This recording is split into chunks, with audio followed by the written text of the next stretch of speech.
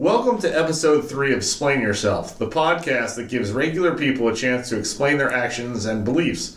I'm Michael. And I'm Sarah. We're the co-hosts. And today's topic is manliness. Our guest today is, of course, our friend and colleague, Ken Morrill, because he is the manliest man we know. Welcome, Ken. Thank you very much. Before Ken tells us his stories of manliness in a very manly way, let's dig into this idea a little bit. First, from our male host, Michael, what does manliness mean to you? To me, manliness ultimately burrows down to one thing, I think, which is to be confident in what it is that you do, regardless of what you actually, how you choose to express your confidence, right? So to me, Justin Timberlake is just as manly as the biggest, baddest UFC fighter on the planet, even though they do completely different things, right? Justin Timberlake sort of twitters around on stage and the UFC fighters are like, world destroyers, essentially. But because they go forth with such confidence, and I assume they carry this confidence into their everyday lives, to me that is exactly what makes people manly. There are ideas in the past about what makes people manly I think have kind of fallen apart in the last 50 years, right? It used to be that men were supposed to be alpha males, right? So if somebody says, somebody looks at my wife wrong, I'm supposed to smash their head in with a beer bottle. That sounds like a little bit too much. So, and it doesn't seem like it pushes us anywhere as a society. So the way I see it is that if somebody looks at my wife wrong, then I am confident enough to handle the situation in the manner which is appropriate, which is often just leaving, rather than just going to prove my masculinity at all times, right? Not everything is a direct threat to my masculinity, and part of this confidence is using my brain to figure out the nuances of these social situations, and this is what makes me a man. Sarah, You are the voice of the ladies for us today. I don't know how well I'm going to do with that. Manliness to you may mean something different. Well, I agree with you 100% that it's about confidence. So, and I'm on the fence about it, but I do feel like women can kind of claim manliness in some ways and not feel weird about it. Like I listen to the Art of Manliness podcast, and there's a lot in there that I take out of it. Like, yes, this is good stuff for me too, even though some of it is like, here's how to shave your face better. And I'm like, well, okay, I can leave that one. But yeah, confidence for sure. And I grew up in a very, I guess you would call it patriarchal environment with my family and the church I went to. So there were very distinct roles for men, and that's kind of stuck with me. Like, you're the provider, you stick up for your wife if she gets looked at funny. Gets the eyeball. Yeah, gets the eyeball. And those things seem to kind of come naturally to people, even if they didn't grow up in a very heavily patriarchal society. So I don't know. I don't know if there's something innate about being a man that you don't get from society, but I'm good with traditional male roles, even though a lot of times I want to spill over. Like, my struggle as a wife is trying to take over when really, like, deep down I believe that Jerry should do a lot of things that I shouldn't, try to manipulate. Can you give us an example? Oh gosh, yeah, absolutely. Like, he is 100% in charge of the money, right? Like, and I don't believe that that's necessarily a guy's role, but if he's doing it, I should keep my hands off of it. But a lot of times I'm like, worried about it and like, what's our situation? Or like, I don't know, spiritual leadership, like if I believe he's got to be the person that's like, hey, we're going to pray together or we're going to go to church every Sunday, then I don't want to be the one trying to like control and manipulate that. I want him to just have the freedom to, make those suggestions as they come to him. But yeah. And I think you and I differ in the idea that these roles are sort of natural and evolutionary. Oh, yeah. Okay. I am much more of the social constructionist school that, for example, the patriarchal household that you grew up in may have been very strongly influenced by your religious beliefs, right? Oh, absolutely. These are social constructions, and gender roles are then passed down that way. And I'm not picking one over the other. Right. But I often hear people lean on these evolutionary ideas heavily, and I always am sort of questioning of them. Well, sure. And I'm definitely not leaning on them. I was just wondering, is there an element that kind of, and that's why we end up with so many different cultures who have the patriarchy. Anyway, Ken, you haven't said anything, and I want to shut up and let you talk. You can add into this conversation and then kind of get into the stories you brought. So, Ken, the manliest guy we know, what does it mean to you to be a man? Means to be able to grow a great facial fur farm. Yes. That's so. I like the idea of the difference between the evolutionary point and the social construct. I think old religions are more easily based on those old evolutionary ideas of what masculinity and femininity means because they're so old, and it's based in a time when strength, like the physical strength of the body, mattered. Yeah. We don't live in that time anymore. I drive a car everywhere I go until it breaks down, and I used to fix my cars, and I don't anymore. We'll get into that with manliness later on, and my own self-hatred. Just kidding. I love myself. Confidence. But I do believe it's a lot of confidence. It's the confidence, even if you're wrong at the moment, but then if you realize you're wrong, be able to admit it and try to fix it. And that's where I see a lot of people who see themselves as manly, or others see that kind of person as manly, not being able to say, oh, well, maybe that's not what I should be looking up to right now. Maybe this person needs to have some integrity and fix some stuff in their lives, or all of our lives. I don't know. I won't give specific examples right now. Oh, why not? Won't alienate potential podcast listeners. But it used to be for me James Dean and Elvis, and having a motorcycle and a really fast car. And I didn't have a motorcycle, but I had a really great lowrider, and to me that was manly. I had a big car. I had a bench seat, so I got to be real manly and drive it and have my arm around the girl next to me on the bench seat. As I get older, I'm realizing, and I have a lot of friends across the spectrum, but like, let's say LGBTQ plus spectrum, who have shown me over the past 10 years, oh my gosh, how old am I? Over the past 25 years, that manliness doesn't always mean the same thing, and that everybody can have some of those manly traits, like cool and face fur and whatever, like confidence, or ability to work on cars. Some of the girls I had crushes on in high school could work on a car, and that was part of the reason I had a crush on them. So I've been very confused about what manliness means lately. Maybe I'm the wrong guest, but we shall find out. I can grow a beard and I want a motorcycle. There we go. Yes, so you have tried to express manliness by buying an Airstream. Correct. And living in the mold of Henry David Thoreau and Owen Walden Pond. Can you talk about that experience a little bit, where you came up with this idea and how it is practically played out in 2017? Oh, practicality.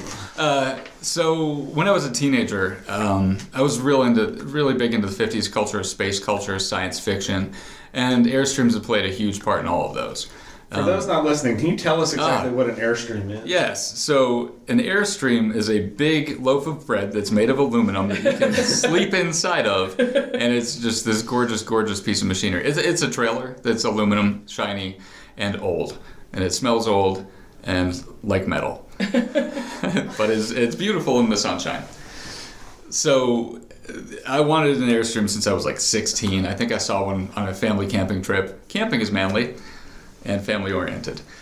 So when I saw that, I was like, man, that's the thing I want. But I've always loved Henry David Thoreau's On Walden. And just thinking about living in the woods, being protected enough by the elements, but not wanting tons and tons of stuff. I never wanted a big house. I'm not a huge fan of rectangular prisms unless it's like a modern house. Like modernist, not modern, like built yesterday. Right.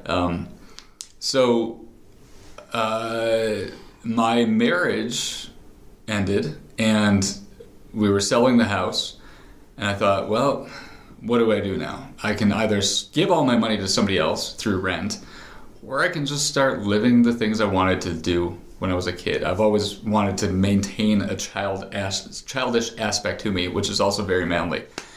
So I took my half of the house earnings, and I went and bought, it didn't cost half, but I took part of that and bought an Airstream, and I rebuilt it. so I can live in it as my house and then keep rent down for land until I buy land. Okay, so what year do you actually get the Airstream up and running? So I'm living in the Airstream now. I bought it in 2017. It was 2016 when I bought it. So I worked on it for almost a year. Moved it to Pickens, which is real manly country, and I'm living in it now. So it's good. Water runs, electricity works, heat works. I have a refrigerator that's tiny. Can't hold a pack of beer, but whiskey doesn't require a refrigerator, so that's okay. So yeah, I'm living in it now. Okay, and how, now that you've come to this childhood dream, right, how does this shape your view of manliness? Do you feel more manly, like you've accomplished a life dream? Has this forced you to reshape your ideas about manliness? It's made me question what I was already questioning about manliness. Is manliness providing the middle-class lifestyle for your family, which I was the major contributor to in my marriage. I was the larger contributor to the middle-class lifestyle. The big house, garage, 2 cars in the driveway, 2 dogs, lawn that we had to upkeep. And then when I had the ability to buy the Airstream, I don't have to upkeep a lawn. I'm not providing roof for somebody else. But what I am doing is providing space for me to live the way I want to live. And the way I want to live is very simply, and I think that's manly enough for me. I don't have to live to somebody else's dreams. I'm confident in knowing this is exactly what I want. And as I've dated girls since being divorced, like, if you don't want this, I'm not the guy for you. I'm super manly. I'm not going to be domesticated again in the way that I was, because that's not a path I want to take. And I feel like the Airstream is a symbol of anti-domestication. Mm-hmm. Okay, so your manliness comes as a reaction to domestication, then. Yes, it actually does, because when I was a teenager, I didn't want a regular house. I wanted to build something, and I wanted to live in the woods. For you, then, domesticated men are a little less manly? No, I don't think so. I think anybody who's living their dreams, who's a man, is manly. I think if it's your dream to have a house that's a palace and drive like the prettiest car you can, awesome. If that's what you want and that's seriously the thing that you've been working for, that is manly. For me, this is manly. Yeah, and I think a lot of people would certainly agree with you. To me, when I hear your story, this is very much, you are the rugged individualist that America was built on, right? You would have moved westward out to Yes. what would have been Kansas or Oklahoma, right? And you would have been one of the original settlers, right? Right. But sort of Walden and his idea, right, was that he didn't need anybody else, that he was completely self-sufficient, and he was sort of anti-government, was Thoreau's other idea, right? That I can govern myself, and I'll write this book to show you how I did it. Right. Is any of that based on his your anti-government impulse, or anti-establishment impulse? I lean left, so I'm not anti-government. I'm slightly anti-establishment, I guess, in that I think people should provide for themselves what they can. I think people should work hard as they can. I know I know a lot of people who, they can't make it to a middle-class lifestyle on their own, and I don't think anyone should be handed it, but so I'm not anti-government, I'm not fully anti-establishment, but what I am is, kind of rugged. I want something. I don't mind if life is hard. I love challenges. My car broke down the other day. Normally, I would have just fixed it myself. I don't have time now. I work too much. But I used to haul engine parts out of my car. I rebuilt the top half of my Cavalier's motor because I didn't want to pay for somebody to do it. As soon as I put it back together, I traded it in on a new car. I would have gone west. Built a house. I grew up building houses. That's part of what my family did. The house that they bought, they couldn't afford a super nice house. We had to roof it immediately, fix the foundation, build an addition so that 4 of us could live kind of comfortably, and we still only had 1 bathroom. I think Walden is incorrect in thinking that. Thoreau was incorrect in believing anybody could do anything on their own. That's ridiculous. You don't learn on your own. He was a college-educated man. Yeah. How can he claim any of that as his own? Right. You learn from other people. You learn by being in a culture where other people know stuff that we don't know. he could not have eaten all the food that he ate prior to getting there and been healthy the entire time, and he wouldn't have chosen to go back to society if everything he said was true. But what I am doing is documenting what I can and comparing it to a life I lived prior. I no longer want to compare my life to other people's. I used to when I was trying really hard to have that middle class lifestyle. And I'm not saying that's what everybody does. That's what I did, and I feel like it was super wrong. Now I'm trying to compare what I wanted to what I had and be confident that it's the right thing for me. I wanted to ask you about that. Do you feel, and like if this is too personal, you don't have to get into it, but I'm curious about when you got married and like moved into your house. Did you feel then like you were compromising what you wanted? Yes. Yeah. Not in a bad way, and I blame no one but myself for that. Right. I made those choices, but I did feel like this is getting more and more away from what I wanted. When I met my ex-wife, I wanted to buy an airplane and turn that into my house, or a water tower and chop it down, turn that into a house. Yeah, That's what I always wanted, and so there was an immediate compromise. And that conversation was had. Yeah. She said, I do not want to live in an airplane or a water tower. I was like, no, but it's going to be cool.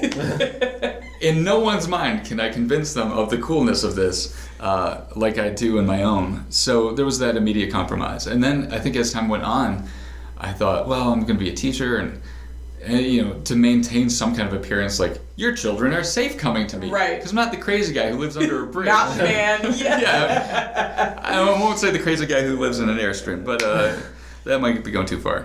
So yeah, there was always compromise. But I think in every relationship, if you want to make something work, there's compromise. Yeah. And I was willing to compromise. But when it was apparent that that compromise no longer needed to be made, I didn't want to make it with the next person. Right. At the time, I didn't realize there was going to be a next person. That's it. I can't go through this again. This is too hard. So I did it. I just bought it. There have been a few days, and seriously, only like 5, over the course of the past year and a half, where I thought maybe I shouldn't have bought this thing. This is just as hard as a regular house. And then I go outside of it and look at it, and I'm like, oh wait, this is really cool. This is what I wanted. Yeah. I can't compromise with myself on this. This is exactly what I wanted. I'm gonna do what I can right now to fully appreciate it. Do you ever get to the point where you think you want something, but then you get it, and then it's not what you thought? All the time. How do you handle this? All right. So my fear of commitment has always been, that is something I either need or I want. And then I go get it. I'm like, oh my gosh, this was a mistake. It cost me too much money. I have to compromise too much. This person requires my emotional commitment. This is crazy. And then I think to myself, I'm a human being. That if it's another human being, that person deserves respect and dignity. But if it's a thing I've purchased, like a car, or I don't know, a '74 Airstream, I think, okay, you could take it back and you could have something normal. And I'll say this out loud. My therapist one time asked me, what is your fear of normalcy? I was like, I don't know. I'm trying to figure that out. But so that's where my fear of commitments come in. It's like, I don't want to be normal. And if I committed to something that's weird, I did it because that's what I want. I wanted something that was weird and crazy because that's how I feel all the time. I feel weird and crazy. So I know that's not exactly what your question was. So getting back to go ahead. Continue. How do I overcome that fear? Suppression? Whiskey. Yeah, whiskey. Lots of whiskey and Coke and lime wedges. No, I think it's really like, I feel a commitment to something. Even while there's a terrifying fear of commitment, there is that level of pride in the commitment that I made. Even if like later on it's, that was a temporary thing anyway. Why did you even fear that?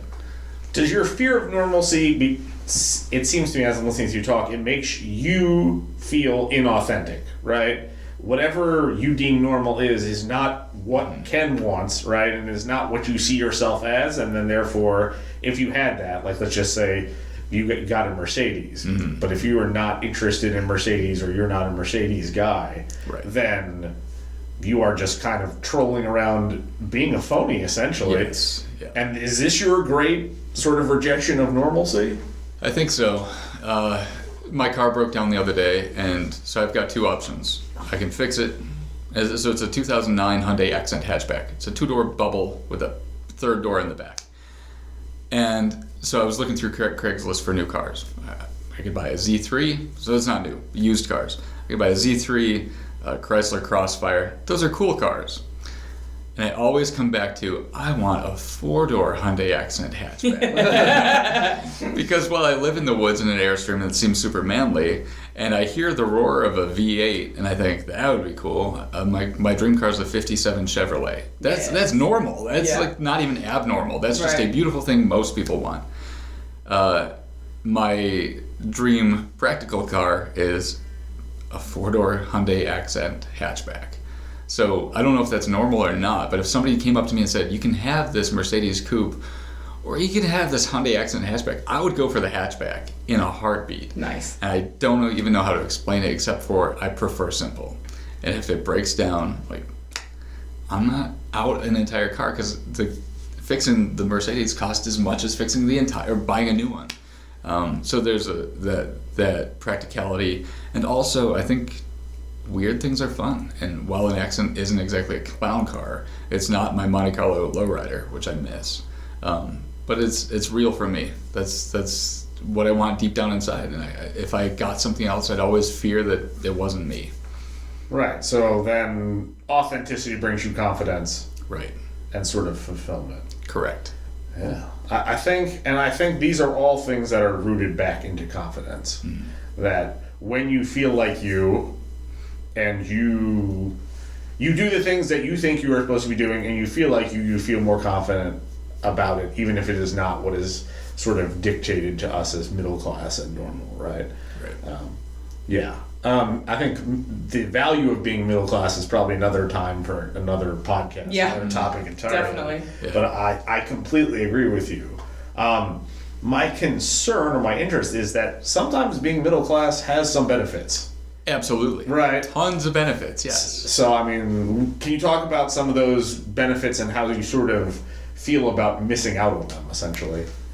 I'm not. You're middle class. I call you middle class just because you live in an Airstream. You know. Exactly. Yeah. And I am. I think middle class is having the connections when something goes south. Yeah. Middle class is being a part of a social network that is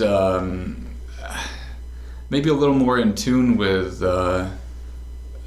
modern life, like being maybe some intellectualism, maybe the arts.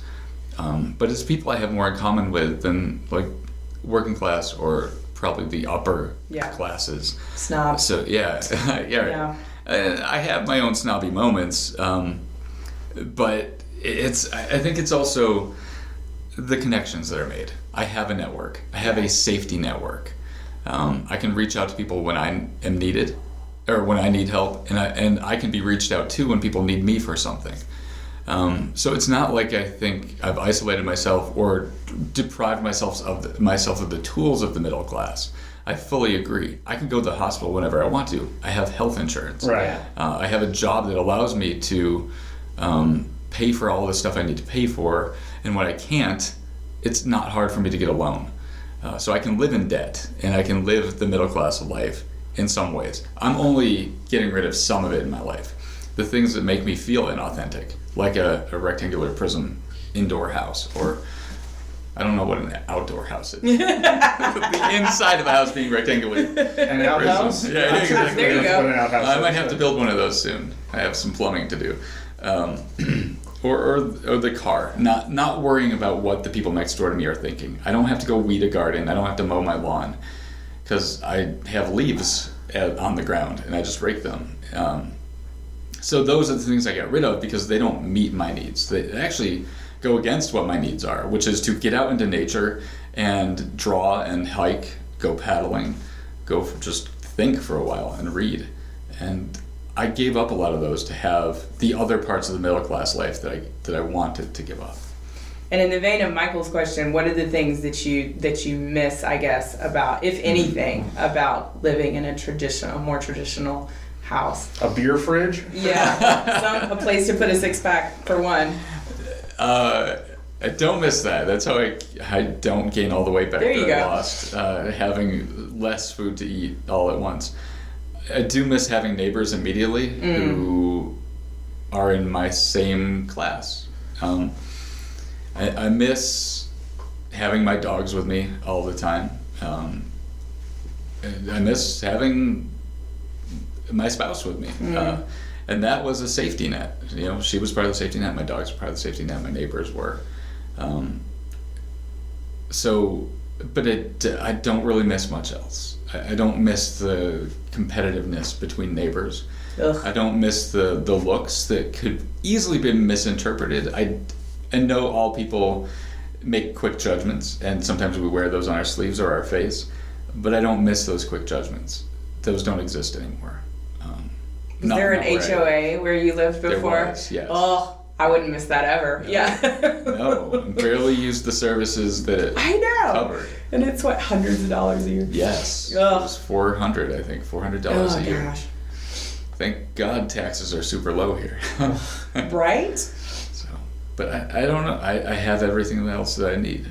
I mean, Walmarts are everywhere. If I ever needed something, when everything else was closed, and just so I don't know what else I'm missing except for those things. And I have tons of friends. I have family. Yeah, I was gonna say you're very social. You go out a lot and hang out with people. Do you consider yourself extroverted more than introverted, or? Yes. Yeah. Very much so. And Yeah. my parents were worried about me moving into an Airstream. The only reason they were worried about me moving to the Airstream, otherwise they were applauded it, was that I'd be alone. I'd be somewhere where there wasn't another person right in the vicinity necessarily.